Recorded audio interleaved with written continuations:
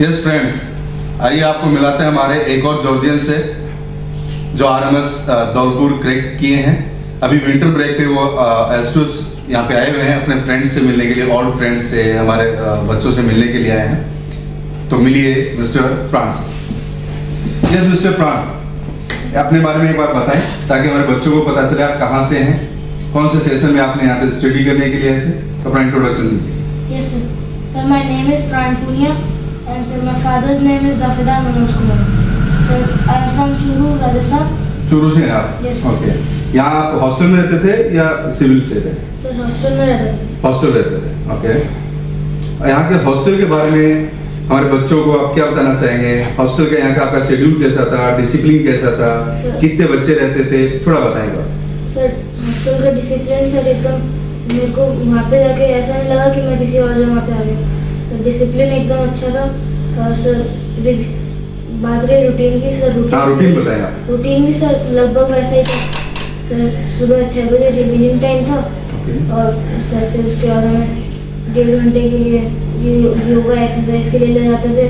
यहाँ 1.5 घंटे के लिए आप योगा प्लस एक्सरसाइज करते थे? Yes sir. उसके बाद फ्रेश होके नहा के फिर ब्रेकफास्ट, उसके बाद सर कोचिंग आ जाते थे 9:30 आप कोचिंग आ जाते थे? कैसे आते थे?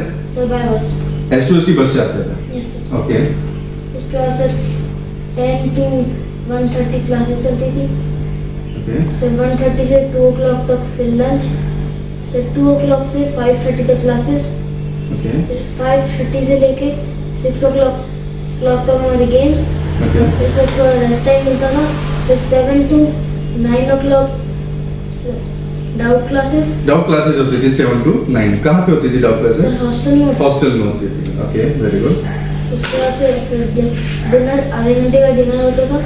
उसके बाद से 9:30 to 11 o'clock पढ़ाते थे।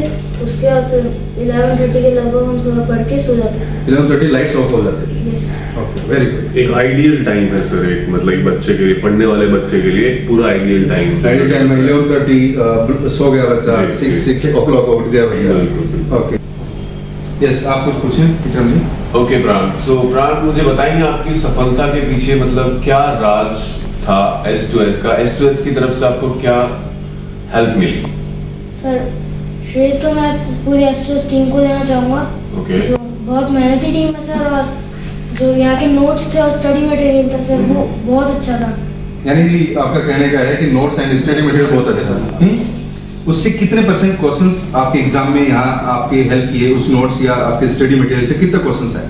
सर आपको एक बात बताऊँ, जो बताएं। आरएमएस का पेपर था ना, मेरे को ऐसा लग रहा था मैं मेरे संडे का टेस्ट दे रहा हूँ। ओके, कौन सा संडे का टेस्ट? सर जो एवरी संडे टेस्ट होते हैं जो अपने यहाँ होते हैं?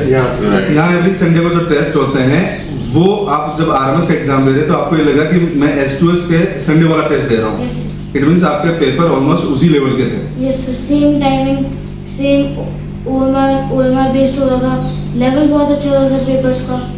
तो सर बच्चे कहने का मीनिंग ये है कि यहाँ संडे में OMR बेस्ड जो पेपर होता था वो इसके लिए काफी हेल्पफुल रहा। बिल्कुल अमीर जी, सही कह रहे वेरी हैं। Good, very good. यस प्राण, यस इस सेशन आपका सिलेक्शन हुआ है, इसी सेशन आप आरएमएस ज्वाइन करे हो। तो आरएमएस ज्वाइन करने के बाद से वहाँ का आपका शेड्यूल कैसा रहा? वहाँ पे रहना सहना आपका कैसा है, खान पीन के बारे में, ताकि हमारे जो और व्यूवर्स हैं, हमारे और बच्चे हैं, उनको एटलीस्ट पता चले कि मतलब वहाँ का एनवायरनमेंट कैसा है, डिसिप्लिन कैसा है, और आपका वहाँ की पूरा मॉर्निंग टू इवनिंग नाइट तक सोने तक आपका शेड्यूल क्या रहता है, उसके बारे में आप हमारे व्यूवर्स को बताएंगे। यस सर, मेरी वहाँ की जर्नी बहुत अच्छी रही। और सर वहाँ का जो रिवीलिंग टाइम होता है वो 5:30 होता है, और फिर हमारी 10-15 मिनट का हमारा थोड़ा फ्रेश होने का, ब्रश करने का टाइम मिलता है। उसके बाद 45 मिनट्स की पीटी, आके फ्रेश होना, नहाना और ड्रेसअप होना, उसके लिए आधा घंटा मिलता है। उसके बाद ब्रेकफास्ट, और ब्रेकफास्ट होता है हमारा 20 मिनट्स का, और उसके बाद हम जाते हैं स्कूल के लिए जाते हैं, और हमारी क्लासेस स्टार्ट होती है। क्लासेस का टाइम क्या रहता है बेटा? सर क्लासेस का सर 8:30 to 2 o'clock। ओके।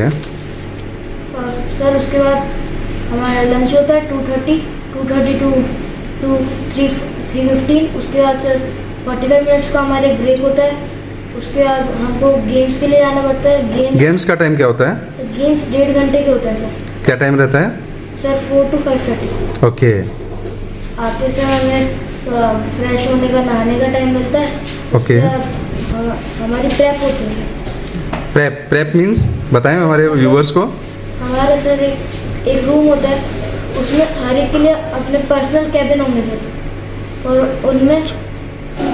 और उसमें हमको स्टडी करनी होगी, सेल्फ स्टडी। उसमें बातें नहीं करनी है, सोना नहीं है, ये सब। ओके यानी आपके कहने का मीनिंग है प्रेप में आपको सेल्फ स्टडी करनी रहती है, जिसके लिए एक आपको लाइब्रेरी टाइप आपको रूम मिलता है जिसमें हर बच्चे का कैबिन अलग से होता है। यस। Okay after that? उसके बाद सर डिनर होता है। Okay dinner time?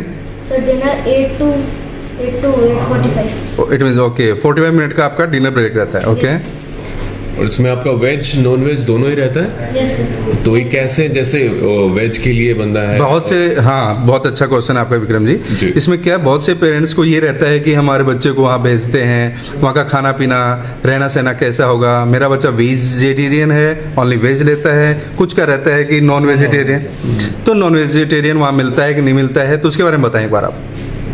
Sir veg और नॉन वेज दोनों ही मिल जाएंगी। वेज के लिए अलग किचन, नॉन वेज के लिए अलग किचन। ओके जिसको वेज खाना होता है वो वेज में बैठ जाएगा, और जिसको नॉन वेज खाना है वो नॉन वेज में बैठ जाएगा। ओके बहुत अच्छी बात है, दोनों मतलब वहाँ पे अवेलेबल होते हैं। यस। Okay very good. बच्चे के लिए कंप्लीट हुआ, बच्चे ने बहुत ही अच्छा अपना वहाँ के बारे में, यहाँ के बारे में, राष्ट्रीय मिलिट्री स्कूल के बारे में काफी अच्छा बताया। लास्ट क्वेश्चन मेरा प्राण आपसे ये रहेगा कि जो बच्चे डिफेंस की तरफ जाना चाहते हैं, एनडीए की तरफ जाना चाहते हैं, उनके लिए आप क्या सुझाव देना चाहेंगे कि वो क्या बेस्ट प्लेटफॉर्म होगा जिसके थ्रू वो बच्चे एनडीए में जा सकते हैं? सर ऐसे तो 12th में और 11th पेपर होते ही हैं, पर वो अगर आपको हार्ड लगते हैं तो अगर आप लोअर एज ग्रुप में हो तो आपके लिए आरएमएस एक अच्छा प्लेटफॉर्म है जिससे आपको बहुत हेल्प मिलेगी। हेल्प मिलेगी। आरएमएस और सैनिक को आप बेस्ट प्लेटफॉर्म मानते हैं इसके लिए? ओके। और सर जैसे मैंने एस्ट्रोस से पढ़ाई की थी, उसके लिए एक एग्ज़ाम होता है, इंटरव्यू होता है सर, मेडिकल होता है। उसके बाद सर आरएमएस में जाके अभी 5 या 6 साल में पढ़ाई करूँगा। उसके बाद सर मेरे को लगता है कि एनडीए मेरे लिए नॉमिनल हो जाएगा, इजी हो जाएगा काफी। यानी आपके कहने का आरएमएस में जाने के बाद बच्चे के लिए एनडीए क्रैक करना बहुत ही इजी हो जाता है नॉर्मल बच्चों के कंपैरिजन में। यस। एक आपने आरएमएस का जो एग्जाम दिया था उसमें आपका स्कोर क्या था बेटा, ताकि हमारे व्यूअर्स को या बच्चों को मोटिवेशन मिले कि ये स्कोर मेरे लिए सेफ है, क्वालिफाइड है? सर मेरा पिछले साल का पेपर था आरएमएस का, उसमें सर मेरा 129 आपका स्कोर था। 118 या 119 कट ऑफ गई थी, आपका स्कोर 129 था। एंड देन आपने इंटरव्यू क्रैक किया। यस। इंटरव्यू आपका कहाँ था? सर आरएमएस धौलपुर में ही था सर इंटरव्यू आपका आरएमएस धौलपुर में ही हुआ। जो स्कूल चूज करता है बच्चा वहीं पे इंटरव्यू रहता है। सर कुछ के होता है ना, जैसे मान लो मैंने सर अगर अजमेर का दिया, अजमेर का हो रहा था और सर मेरे अजमेर के जितने मार्क्स नहीं आते पर मैं पास था, तो मुझे धौलपुर में इंटरव्यू देना पड़ता। ऐसा अकॉर्डिंग टू मेरिट रहता है, अकॉर्डिंग टू मेरिट वेरी करता है। ओके आपने इंटरव्यू क्रैक कर लिया, आफ्टर दैट मेडिकल भी हुआ क्या? Yes sir. मेडिकल भी होता है। तो हमारे व्यूअर्स को या बच्चों को हम बताना चाहेंगे, सबसे पहले आपको आरएमएस का पेपर क्रैक करना होता है। क्रैक करने के लिए आप किसी भी कोचिंग की हेल्प ले सकते हैं। कोचिंग में आप स्टडी करने के साथ साथ आप आरएमएस क्रैक किया, पेपर क्रैक करने के बाद आपका वहां पर इंटरव्यू होता है। इंटरव्यू 20 मार्क्स का रहता है 6th स्टैंडर्ड के लिए एंड 50 मार्क्स का रहता है 9th स्टैंडर्ड के लिए। देन आपका एक मेडिकल होता है।